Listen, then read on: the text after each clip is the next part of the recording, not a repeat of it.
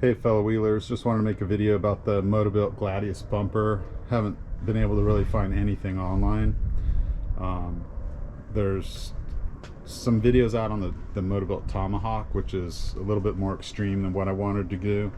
You still have to chop the frame, so I went ahead and used some Steel-It paint, painted it black, and then I'm going to just go through and show the steps that you need to remove the front bumper, take measurements, and cut off the frame.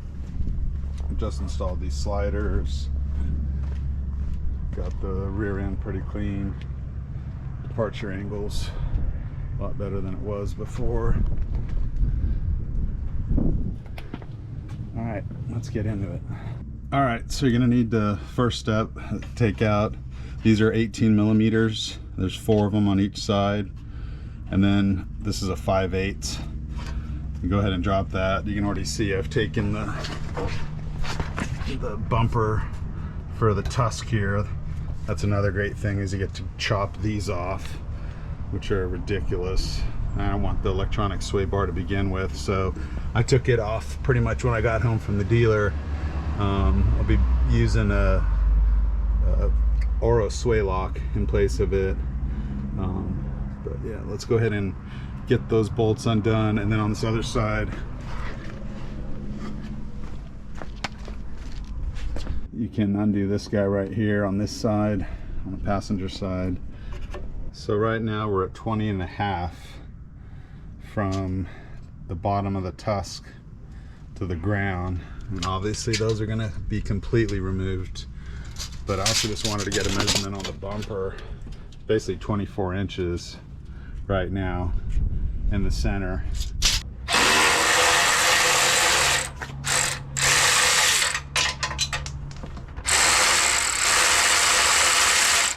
So unplug that LED, just a tip of a standard flathead screwdriver, and it'll come right off. And then took 6 of the nuts off and left the 2 top ones on each side. You can just give this a little tug.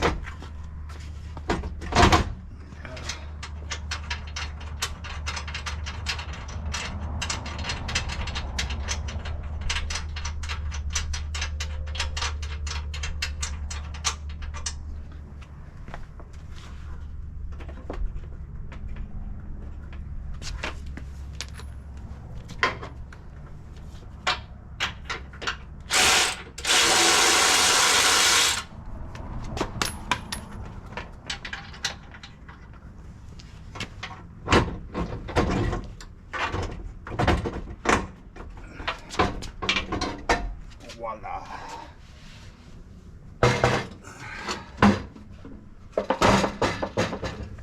And we'll be cutting these off completely and getting rid of the tusk as well.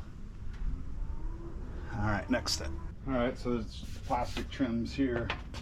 If you have one of these tools, they can just pop it out. Pretty much pull it out by hand probably. And then we're going to measure 6.5 inches from the front body mount out and lop that off. I'm going to go ahead and get rid of these brackets next. Alright, I don't know how well you guys can see that, but that is on Motobilt's website showing you 6.5 inches from the front body mount. Measure up, make a mark, cut those front bumper brackets off. So everything in red basically has to come off, so the tusk or the other part as well. So you can see there where they're showing you that everything removed. Luckily they're not welded all the way around, so I'm just gonna probably use a 4.5 inch cutting wheel and cut through those. But yeah, let's go back out and mark the frame.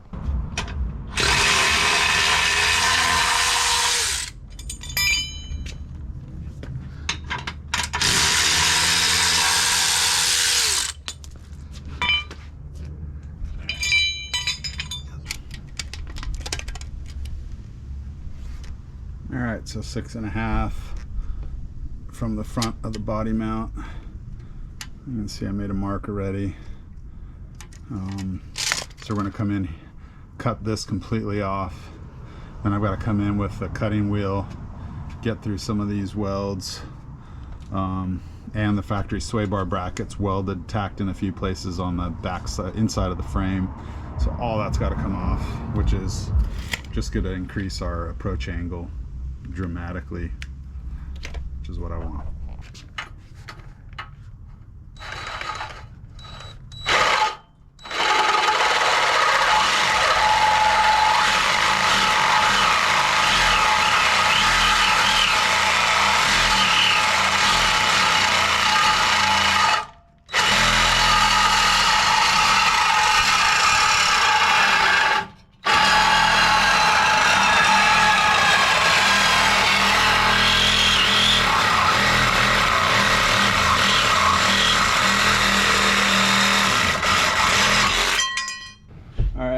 So we got both of those brackets, the bumper brackets, cut off, both sides, 6.5 inches. We get the vacuum out, clean this up, and then we're going to start working on those tusks. All right, guys, I started with the cutting wheel. I think I'm just going to sawzall this. I'm going to try to sawzall as much of the tusk and get this out of the way so I can get in here. And some of these little beads back here are going to be a little hard because it's tight. There's a hydraulic line here. Anytime you've got a line like that, I'm just using some old fuel hose, braided hose, and then I would just secure it with some zip ties. That way if you do accidentally get up into it with the sawzall or whatever you're using, you don't put a hole in that and open a whole nother can of worms. Yeah, so I think I'm just going to come in here and try to cut the majority of this off, and then I can get in and clean up the welds a lot easier.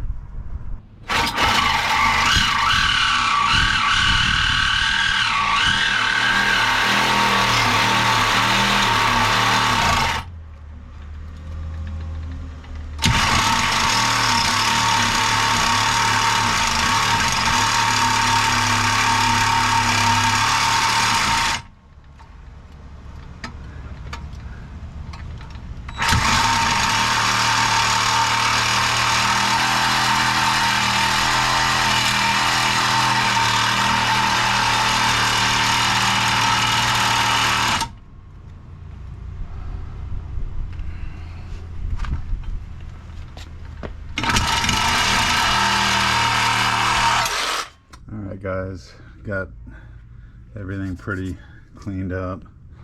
Really need to get under here.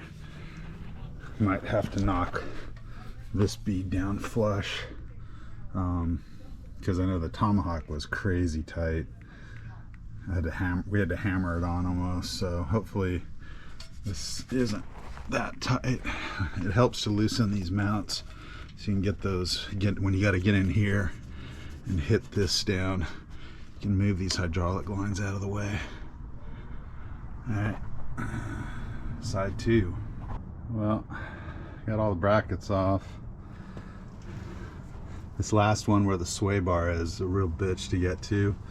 I unhooked all these, zip tied everything up or down so you can get in there with the sawzall without hitting your hydro lines. But I just gotta hit everything with a grinder and get it like the other side.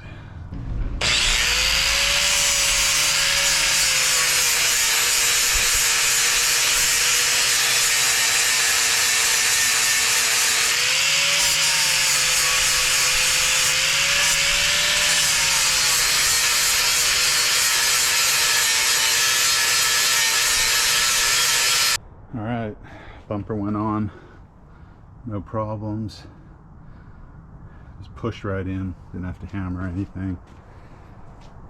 Looks pretty sweet.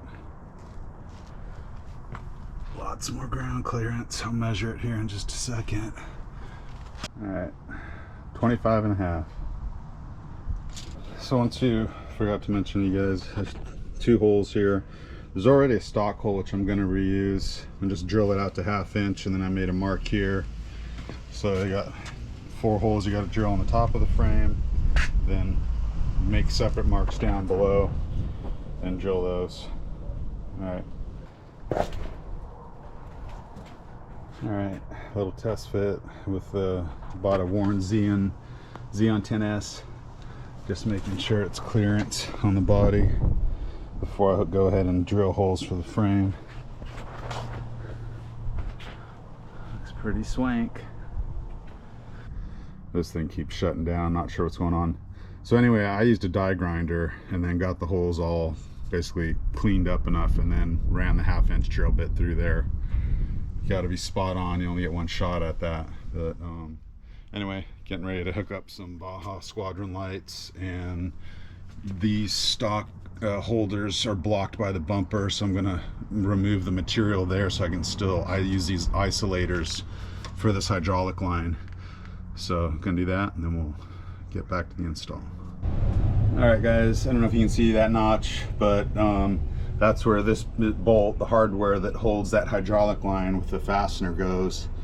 So I take the time and just die grind it on both sides. Doesn't take much. Wish I would have done that from the factory. Then you don't have those lines vibrating and possibly metal to metal at some point.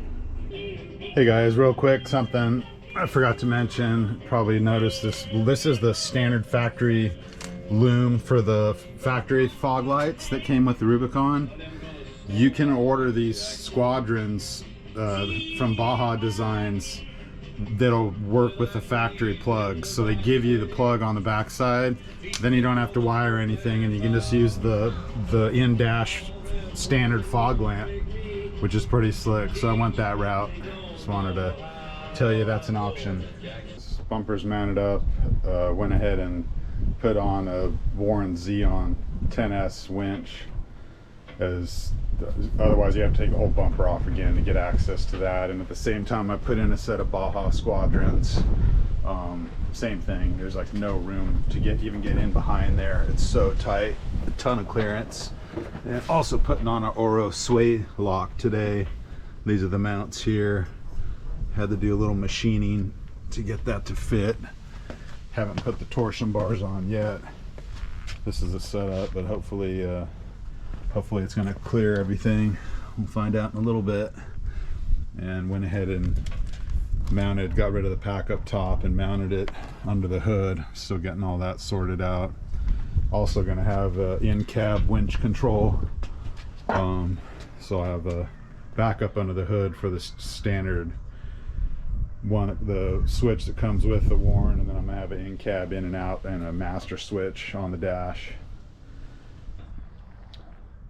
Hey guys, big gap in the video, but bumpers installed, finished, got the sway lock all hooked up. Had to make some spacers for it to clear. Haven't measured it yet, but it's obviously a huge increase in ground clearance, approach angle. We're leaving for Moab in the morning, so get the tester out. Looking forward to it. Have a whole video on that trip too, so stay tuned.